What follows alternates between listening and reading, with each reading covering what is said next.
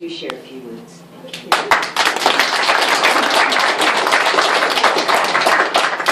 Well, kia ora koutou. Welcome to Christchurch for those of you who are not from the province.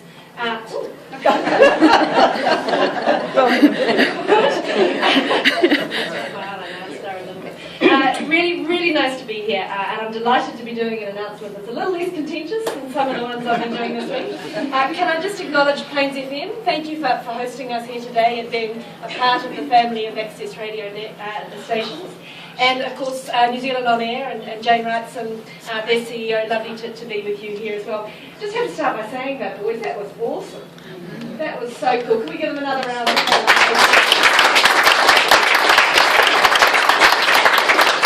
I'm definitely going to be looking out for you guys. That was incredible. And it just kind of shows, I think, for me, the amazing talent we've got in New Zealand and in little pockets of New Zealand that perhaps don't get as much visibility.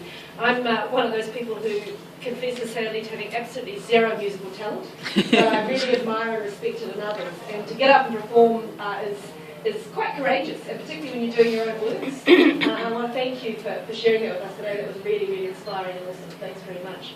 Look, it's really exciting to be part of the first Big Listen, and I hope it's the first of many. I think it's a tremendous initiative to highlight the importance and the incredible work that is done by Access Radio in New Zealand. I think Access Radio is something that I certainly didn't know a lot about before I became the Minister of Broadcasting, and when you start to learn about it, you realise what an incredible jewel it is and what a very strong and important role it has for our communities. And if New Zealand is one thing now, it's diverse. There is no such thing as a typical New Zealander. We know that we've got more than 200 different ethnic communities alone making up New Zealand, and of course even within any particular ethnicities there's any number of different interest groups or areas that we have, whether it's around particular issues, mental health or particular arts interests, or whether it's around LGBTI community or whatever our interest group or our particular interest is. That sense of being able to collaborate and share information with those that we have similarities with is incredibly important. And I think it leads to not only a sense of inclusion and community and sharing of information, but it adds to the strength of our diverse communities. And that's, I think, the role that Access Radio really plays. And across the 12 stations that we have in New Zealand, when you look at more than 400 different programs that are produced, covering more than 40 different languages, it's a pretty significant part of that cultural inclusion and the protection of the diversity of all of those different cultures. When I speak often at citizenship ceremonies, we talk about the fact that when you become a new New Zealand citizen, we don't want you to leave wherever you've come from behind in your history and your culture and your language. We want you to adopt being a New Zealander, but bring to New Zealand all of the things that you brought from your home culture. And it's important that we recognise that and allow for ways for that really to play out. Interestingly enough, when I became the Minister of Broadcasting, I had particularly gone to the Prime Minister and asked for the role, because I saw this tremendous period of change coming with the advent into the digital world and the digital revolution, or however you want to describe it. And it seemed to me that the way we access and think about and get our content was going to change incredibly. And having been the Minister of Communications and sort of the internet, I guess, for 3 years, I wanted to be part of that, because it seemed to me you couldn't have one without the other, and you needed to have sight of both. But in some ways, when you think about how media is changing and how we get information is changing, it's changing because the old days when editors or station owners or newspaper owners decided what we got to watch and see is going, and the power is now very much vested in users, and we can access what we want, where we want it, we can create our own content. And if I look at the way my teenagers view information, it's far more around user-generated short-form content than it is sitting down to watch a scheduled program on free-to-air TV. And Access Radio has really always been that. It's about users generating the content they want and sharing with others in ways that works for them. And so in some ways it really has been ahead of the whole revolution that we're now seeing in media. The other exciting thing, of course, is that with the advent of digital transmission, it's no longer about just finding a niche within your local radio broadcast community. It's about creating a program that can be transmitted wherever in New Zealand there's a community of interest. And so I think that the future is incredibly bright. because no longer, as I say, are we fettered by this small geographical limit. You know, you can be broadcasting a program from anywhere, Christchurch, Gore, Hawke's Bay, Whakatane, Kataia, it doesn't matter, and you can reach out to users and people in that community across New Zealand. So I think actually, if anything, the future is looking even brighter for access radio.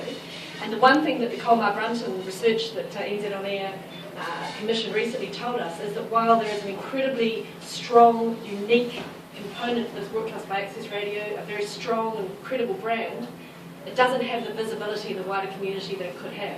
And that's where I think events like this are going to be fantastic, to really encourage New Zealanders to find out what is out there that suits their needs, that works for them, whether it's highlighting great new local talent like Fusion, whether it's just connecting language speakers who are small in number, allowing them, as I say, to feel connected and included.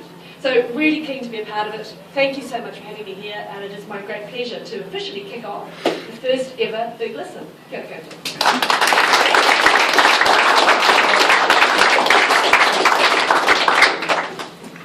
So much, that's wonderful. Wonderful to have you here. Okay, here today at the launch we have access broadcasters. Put your hands up. People on air, lovely, welcome. We have trustees, hands up, lovely. And staff and representation from ARA, lovely John, our landlord. We also have people who bring New Zealand to our ears and eyes, and I'd like you to welcome the CEO of New Zealand On Air, Jane Wrightson.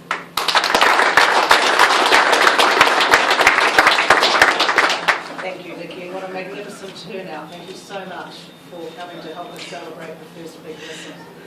New Zealand On Air is a public media funding agency, been around now for 26, 27 years.